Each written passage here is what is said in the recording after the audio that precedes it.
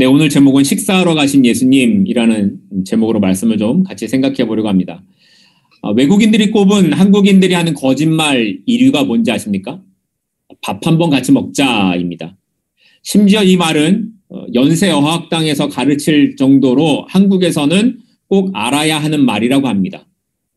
요즘은 특히 코로나 때문에 사람들이 언제 밥 한번 같이 먹지라는 말을 많이 한다고 하는데, 이 말이 한국 사람만이 알 수 있는 특별한 인사말이라고 하는 겁니다. 왜냐하면 이게 정말 같이 밥을 먹자는 건지 아니면 인사로 하는 건지 우리는 알 수 있는데, 이 외국인들, 특히 영어권 사람들은 언어를 그대로 받아들이는 문화에서 살기 때문에 이렇게 말하면 곧이곧대로 받아들인다는 거죠. 그래서 밥 한번 먹자 그러면 언제 먹을까 하면서 스케줄을 잡으려고 한다라는 겁니다. 그러면 왜 한국 사람들이 밥 한번 먹자로 인사를 할까요? 그건 밥을 먹는 사이가 아주 친밀한 사이라는 의미가 있기 때문이라고 합니다. 가족을 다른 말로 식구라고도 하죠. 그런데 이 식구라는 한자가 밥 식자에 입구자를 쓴다고 합니다. 그러니까 같이 밥을 먹는 사람들이 식구이고 가족이라는 뜻이 되는 거죠. 그러니까 밥 한번 같이 먹자라는 말은 내가 너랑 그렇게 가까워지고 싶다는 뜻이거나 내가 너를 그렇게 가깝게 생각해라는 의미를 갖고 있다라는 겁니다. 그런데 오늘 본문에 보면 이렇게 예수님에게 같이 밥을 먹자고, 식사를 같이 하자고 초청하는 사람이 등장을 합니다. 그런데 그가 밥을 먹자고 하는 목적은 친밀한 사이와는 좀 거리가 있어 보였습니다. 누가복음 7장 36절 오늘 말씀인데요. 한 바리새인이 예수께 자기와 함께 잡수시기를 청하니 이에 바리새인의 집에 들어가 앉으셨을 때에 라고 시작합니다. 오늘 이야기의 시작은 한 바리새인이 예수님을 식사 자리에 초대했다라는 것에서 시작하죠. 그런데 바리새인 시몬이 예수님을 초대했다. 이게 사실은 이해가 잘 되지 않는 상황입니다. 왜냐하면 지금까지 우리가 살펴보는 것처럼 예수님과 바리새인은 좀 멀리 떨어져 있는 그런 관계이죠. 왜냐하면 전통적인 율법을 무시하시는 것 같은 예수님, 세리들과 함께 식사를 하고 안식일에 병을 고치고 안식일에 나달을 떼어서 그것을 먹고 이러는 모습들은 이미 기득권 세력이었던 이 바리새인들의 마음에 들지 않았기 때문입니다. 더군다나 지난 6장에서 안식일에 손 마른 사람을 고치신 사건으로 인해 바리새인들은 이미 이 예수를 어떻게 해야겠다, 손을 좀 봐줘야겠다, 이런 마음이 있었는데 그 바리새인 중 한 사람인 시몬이 예수님을 식사 자리에 초대했다라는 것은 뭔가 다른 생각이 있었다라는 것을 짐작하게 하는 구절인 겁니다. 더군다나 이런 시몬의 의도를 모를 리가 없는 예수님께서 그 초대에 응해서 그 집에 가셨다라는 것도 뭔가 일이 있겠구나를 생각하게 하는 구절이 되는 거죠. 어쨌든 이 바리새인과 예수님 서로가 다른 생각으로 식사 자리에 앉게 되었는데, 예수님께서 시몬의 집에 들어가시는 그 순간부터 시몬이 생각했던, 그 계획했던 일들이 드러나기 시작합니다. 당시 유대인들의 풍습은 집에 들어오면 제일 먼저 그 손님이 씻을 수 있는 물을 가져와 하인들로 그 발을 씻겨주는 거였습니다. 왜냐하면 흙먼지가 날리는 환경에서 샌들을 신고 다녔기 때문에 씻을 수 있는 물을 내오는 것이 기본적인 예의였던 겁니다. 그리고 나서 손님을 반갑게 맞이하는 인사로 입을 맞추는, 정확히 말하면 이 서로의 볼을 어긋맞대면서 하는 인사가 있죠. 근데 그렇게 인사를 하고 난 다음에 손님의 머리에 올리브유를 부어 먼지를 씻겨내고 향기를 나게 해서 마음을 좀 안정시켜주는, 좀 식사를 더 맛있게 할 수 있는 분위기를 만들어가는 겁니다. 그렇게 한 후에 식사 자리에 앉아서, 정확히는 비스듬하게 누워서 함께 식사를 하는 것이 이 유대 지방에 초대를 하는 사람의 예의였습니다. 그런데 바리새인 시몬은 이런 모든 과정 중에 하나도 하는 게 없었습니다. 의도적으로 예수님을 무시하는 행동을 하는 거죠. 아무것도 하지 않음으로써 사람들에게 예수님을 망신 주려고 했고, 예수님을 귀한 손님으로서가 초대하는 것이 아니라 무시되는 사람으로 보여지게 하려고 했던 겁니다.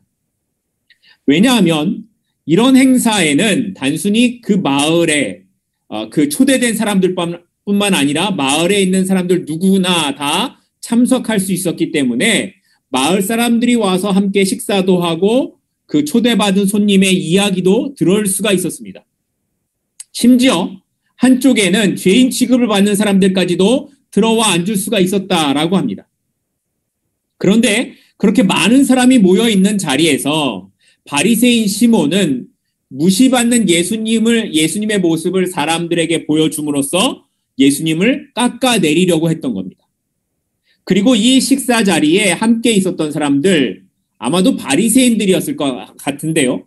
그들에게 예수님의 모습은 웃음거리가 되었을지도 모릅니다. 그런데 그때 구석에서부터 향유를 든 한 여인이 걸어오는 겁니다. 사람들은 모두가 이 여인이 어떤 사람인지 알고 있었기 때문에 웅성거리기 시작했습니다. 그 동네에서 죄 지은 여인, 그녀가 사람들의 시선과 관계없이 예수님에게 와서 눈물로 발을 적시고 머리를 풀어 예수님의 발을 닦는 겁니다. 그리고 그 발에 입을 맞추고 자신이 가져온 향유를 붓기 시작했습니다. 사실 오늘의 본문 사건, 향유를 부은 여인의 이야기는 우리가 많이 들어본 말씀이기도 하고 특히 찬송가에도 나오는 내용이라서 더 익숙한 말씀이기도 합니다. 헌금할 때 많이 부르는 찬송이죠. 내게 있는 향유 옥합 주께 가져와. 그런데 이 향유를 부은 여인의 이야기가 마태, 마가, 누가, 요한, 복음까지 다 기록되어 있어서 어떤 분들에게는 적지 않은 혼란을 가져다 주기도 합니다. 왜냐하면 여자가 향유를 가져와 예수님의 발에 붓고 씻었다라는 이 내용 때문에 마태와 마가와 누가와 요한복음에 등장하는 이 여자가 한 사람이라고 생각을 하게 되는 거죠. 그리고 그렇게 생각을 하게 되면 누가복음에서는 향유를 부은 여인이 창녀를 의미한다라고 하고 요한복음에서는 이 향유를 부은 여인이 마리아라고 하고 있으니까 이 두 이야기를 합쳐서 창녀인 마리아가 예수님께 향유를 부었다. 이렇게 해석을 하게 되더라는 겁니다. 그런데 마태와 마가와 요한의 향유 사건과 누가의 향유 사건은 여러 가지 면에서 차이점들이 있습니다.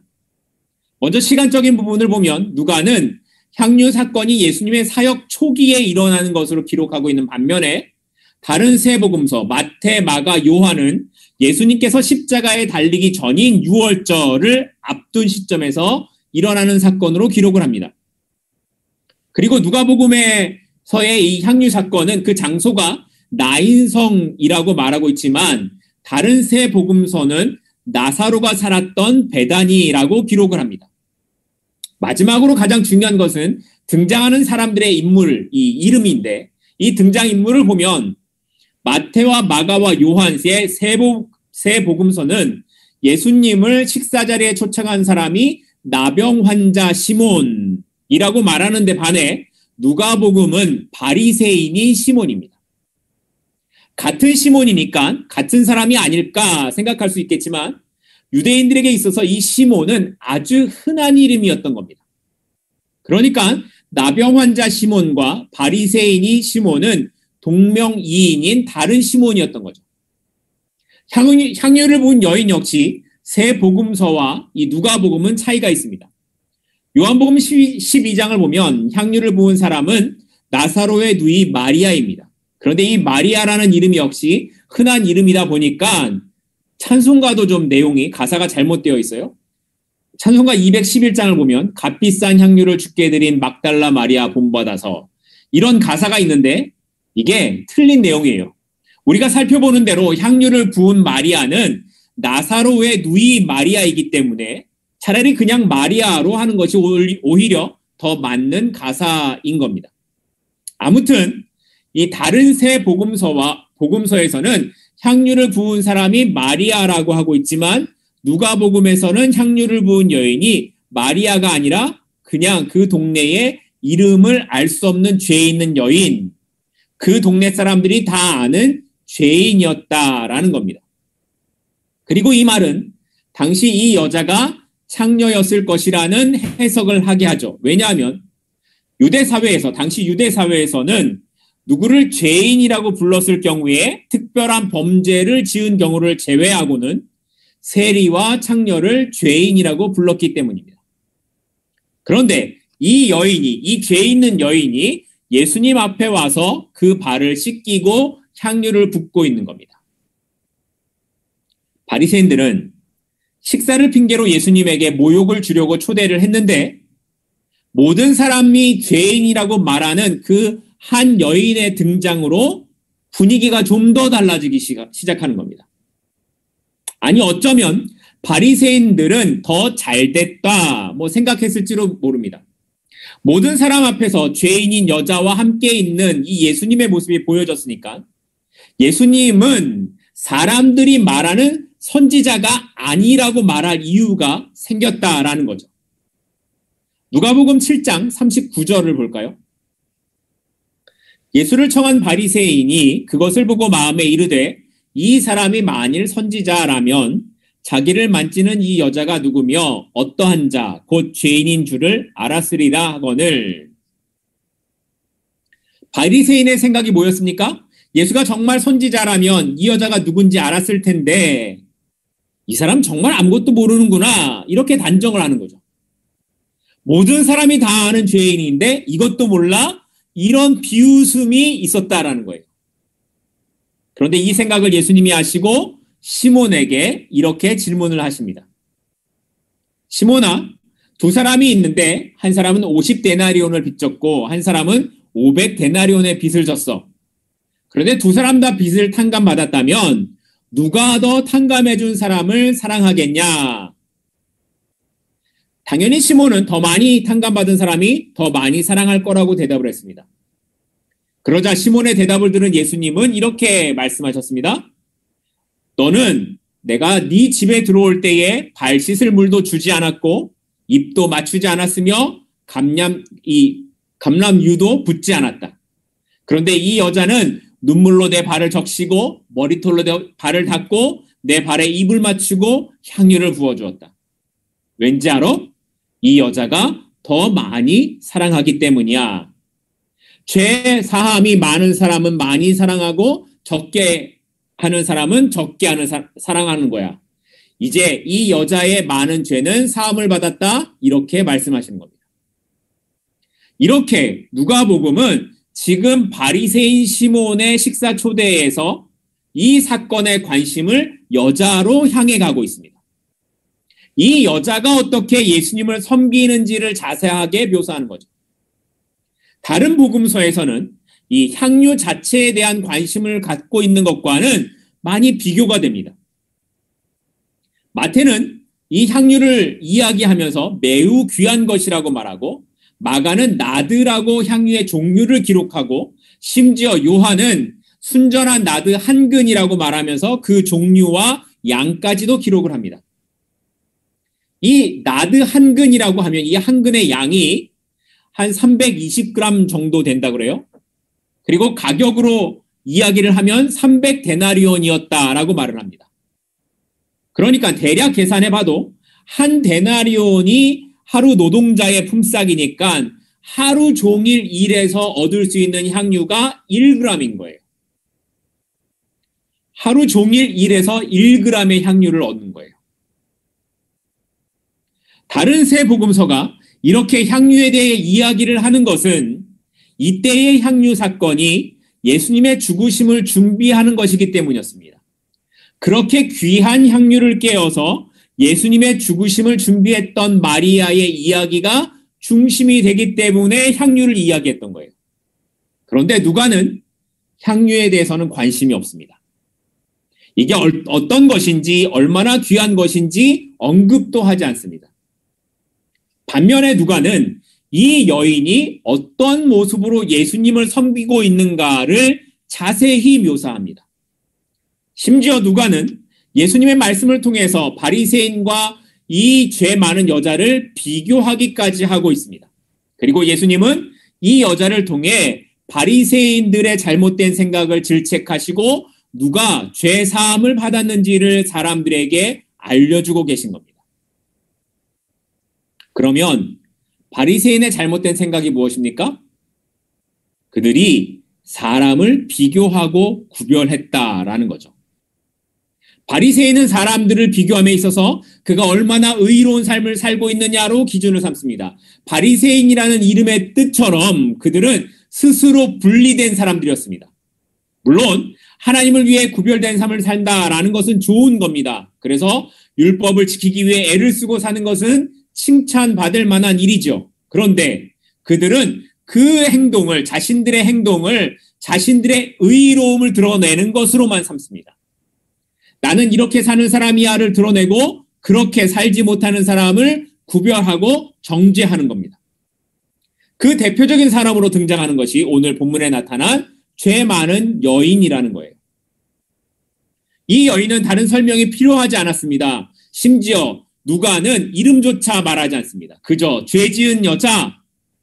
누가는 이걸 아주 분명하게 대조하는데 시몬의 이름 앞에는 구별된 사람들이라는 의미인 바리새인이라는 것을 사용하고 있고 이 여자의 이름 앞에는 죄를 지은이라는 수식어를 붙여서 이렇게 분명하게 대조하고 있는 거예요.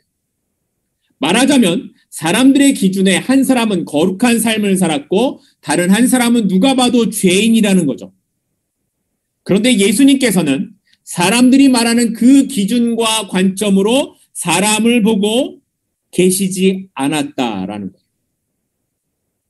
누가 더 의로운 행동을 많이 했는가? 누가 죄를 더 많이 지었는가로 사람을 평가하는 것이 아니라 누가 더 예수님을 사랑하고 있는가로 그 사람을 보고 계신다라는 겁니다.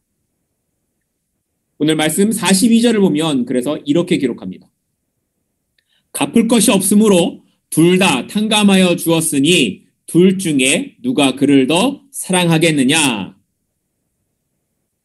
50데나리온과 500데나리온 빚진 사람들의 비유를 말씀하신 예수님이 바리새인 시몬에게 물으신 질문이 뭐예요? 누가 더 사랑하겠냐라는 겁니다. 그런데 생각해 보세요. 여러분이 5,000불을 빚을 졌어요. 누구한테 5,000불을 빚을 졌는데 그 사람이 그거 없던 걸로 해줄게. 그러면 여러분은 어떤 감정이 드시겠습니까? 아마도 감사하거나 고맙거나 뭐 그러지 않겠습니까? 그런데 예수님의 질문은 누가 더 고마워하겠느냐라는 질문이 아닙니다.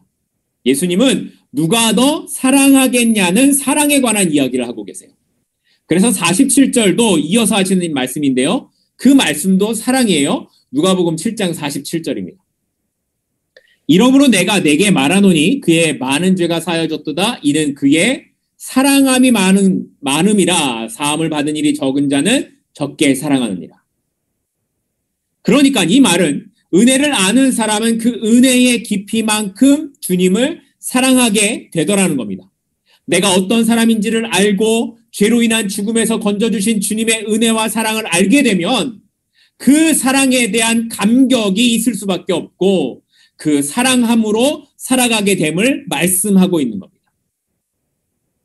이것은 내가 이만큼 받았으니까 이만큼 해야 돼라는 율법적인 의무도 아니고 나는 은혜를 받아서 자유롭게 되었으니까 뭐 내 맘대로 살아도 괜찮지 않을까라는 방종을 이야기하는 것도 아닙니다. 이것은 내가 받은 은혜의 깊이를 아는 만큼 주님을 더 사랑하게 된다는 것을 말하고 있는 겁니다. 그러니까 내가 은혜 받은 사람이라는 것을 알 수 있는 것은 내가 주님을 향한 사랑이 어떻게 나타나고 있는가로 알 수 있다라는 겁니다.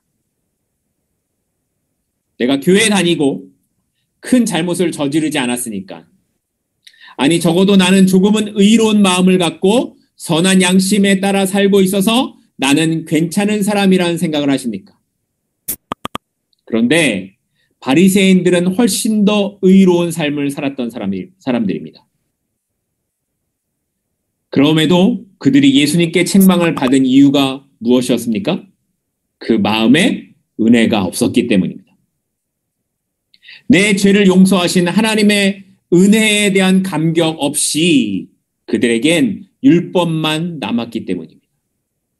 그리고 그렇게 만들어 온 자신들만의 거룩함이 은혜의 감격 없이 사는 사랑 없는 사람을 만들어 버린 것입니다. 그래서 예수님의 관점은 누가 사람들 보기에 더 거룩한 삶을 사는 것 같으냐에 있지 않는 겁니다.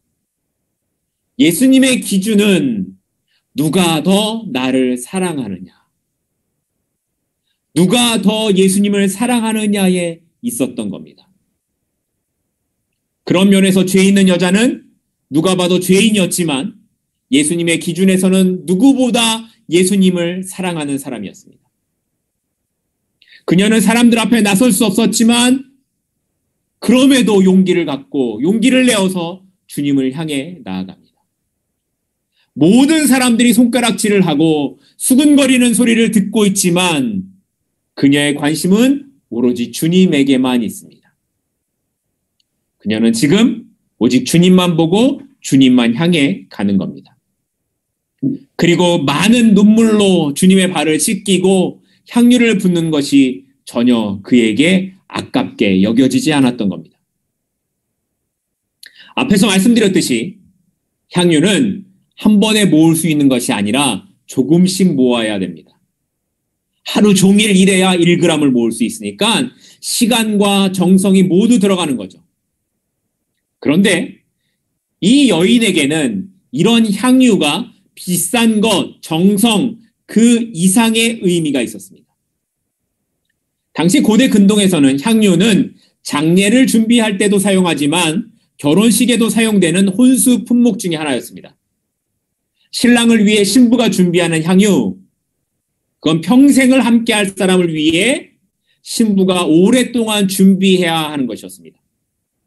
그런데 이 여인은 그걸 할 수가 없었을 것이고 자신에게 결혼, 신랑의 의미가 있는 이 향유를 깨어 예수님의 발에 부은 겁니다. 말하자면 지금까지 살아온 자신의 모든 삶을 예수님께 부은 것과 마찬가지인 겁니다. 어떻게 이럴 수가 있을까요? 그녀는 이미 주님을 만났고 그 은혜의 깊이를 경험했기 때문이었습니다. 이것이 주님이 보시는 이 여인의 마음이었습니다. 그러면 이제 우리에게로 이 질문을 가져와야 합니다. 여러분은 어떠십니까? 우리에게도 이 눈물이 있으십니까? 다른 어떤 것도 보지 않고 주님만 바라보고 갈 수 있는 용기가 있으십니까? 많은 사람들이 비웃는 자리에 주님을 향해 갔던 이 여인처럼 많은 사람들이 나를 비웃는다고 해도 아니 나의 환경이 나를 할 수 없다고 말하고 있는 그 상황에서도 주님만 바라보고 갈 수 있는 용기가 있으십니까? 아니 주님을 위해서 어쩌면 자신의 모든 것이라고도 할 수 있는 그 향유를 깨트리는 것조차도 전혀 아깝지 않다는 그런 마음이 있으십니까?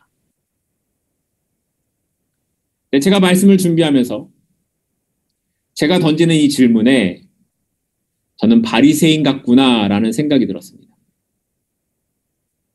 그들처럼 누구를 정죄하고 비난하는 것을 잘 하면서도 정작 사랑하는 마음이 없기 때문입니다.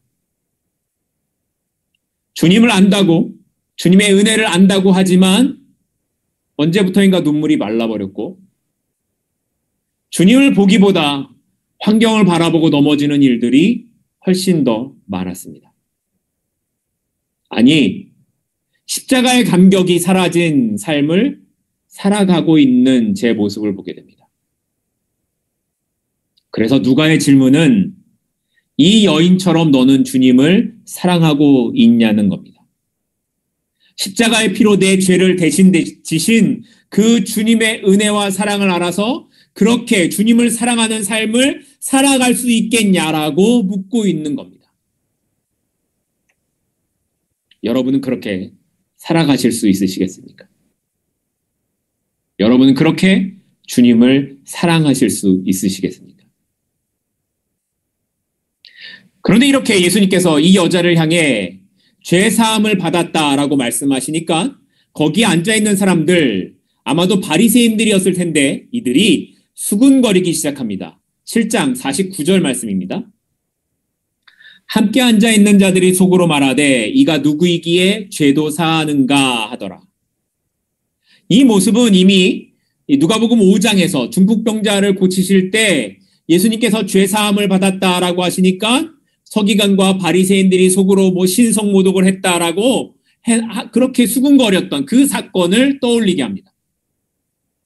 바리새인들은 예전이나 지금이나 여전히 사람들에게 관심이 없습니다. 중풍병자를 고칠 때도 그 사람에게 관심이 없었듯이 지금도 이 여인이 죄사함을 받았다라는데 이 여인이 새로운 사람, 거듭난 하나님의 자녀가 되었다라는 것을 기뻐할 마음이 없습니다.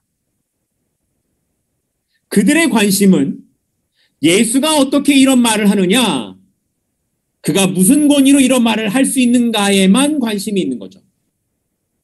그러니까 누가는 여기서 한 걸음 더 나아가 그래? 그럼 예수님은 이런 사람이야를 50절에 이렇게 이야기합니다.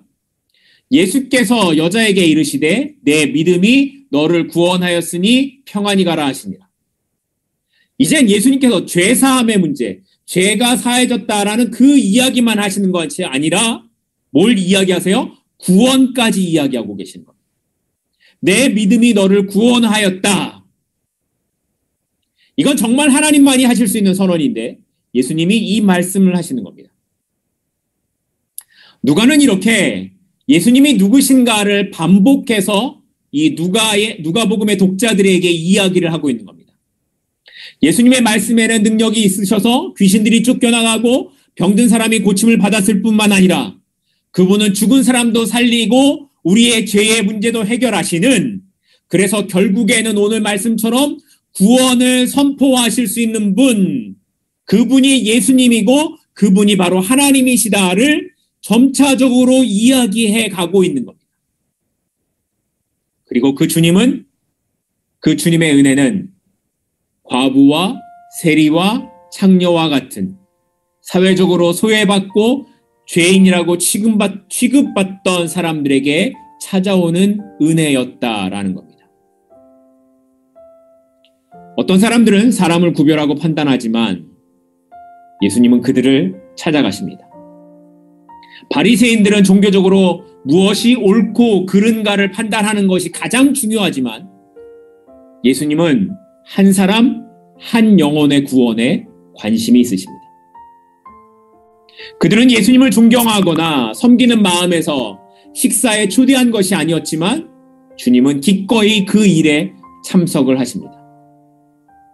바리새인 시몬의 생각을 아시면서도 식사 자리에 함께 하십니다. 왜냐하면 그곳에 구원을 받을 한 여인이 있었기 때문이었습니다. 오늘도 많은 사람들은 옳고 그름에 관심을 갖습니다. 뭐가 옳다, 그르다를 놓고 싸우죠. 이건 교회라고 예외는 아닌 것 같습니다. 물론 그 옳고 그름을 논하는 것이 다 잘못된 것이라는 것이 아닙니다. 옳고 그름 가리는 것 중요하죠. 그래야 정의가 세워지니까요. 그런데 그것보다 더 중요한 것은 사람을 사랑하는 마음입니다. 사람을 생각하지 않는 정의, 사람에게 관심을 두지 않는 옳고 그름은 결국 바리새인처럼 되기 때문입니다.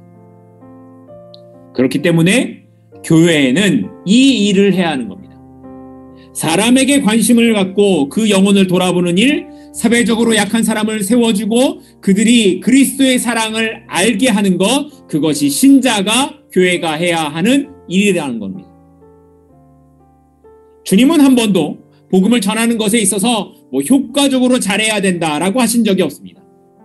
효과적으로 프로그램을 만들고 건물을 잘 짓고 그렇게 말씀하신 적이 없으십니다. 오히려 주님의 방법은 그냥 한 사람을 찾아가시는 겁니다. 많은 사람들이 따르고 있지만 주님은 한 사람에게 관심을 갖고 그 사람을 찾아가시는 겁니다. 그러기에 우리도 한 사람에게 관심이 있어야 합니다. 나의 주변에 있는 어떤 한 사람, 그 한 사람을 향해 주님의 사랑이 전해지기를 위해 찾아가는 저와 여러분이 될 수 있기를 소망합니다. 그리스도인의 삶이란 주께서 그렇게 하셨듯이 우리도 그 사랑으로 살아가는 것입니다. 말씀을 맺겠습니다.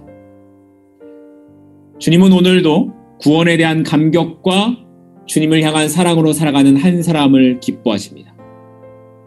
그리고 이 죄 많은 여인과 같이 나의 죄를 깨닫고 눈물로 주님 앞에 엎드리며 내 온 마음을 다하여 주님을 사랑한다고 고백하는 그 한 사람을 찾고 계십니다. 여러분은 오늘 주님을 향해 그렇게 고백하실 수 있으십니까? 오늘 주님은 우리에게 그 사랑으로 살아가라고 말씀하십니다. 그리고 그 사랑으로 사람에 대한 관심을 갖고 우리 주변에 있는 한 사람을 찾아가라고 말씀하고 계시는 겁니다. 바라기는 우리 교회가, 우리 성도들 모두가 우리 주변에 그러한 일들을 일으키는 사람들이 되었으면 좋겠습니다. 그렇게 주님의 사랑으로 다가가고 주님의 사랑을 증거하는 사람, 그 삶을 살아갈 때에 나를 통해 그리스도의 사랑이 증거되는 놀라운 하나님의 역사가 나타나게 될 것입니다. 기도하겠습니다.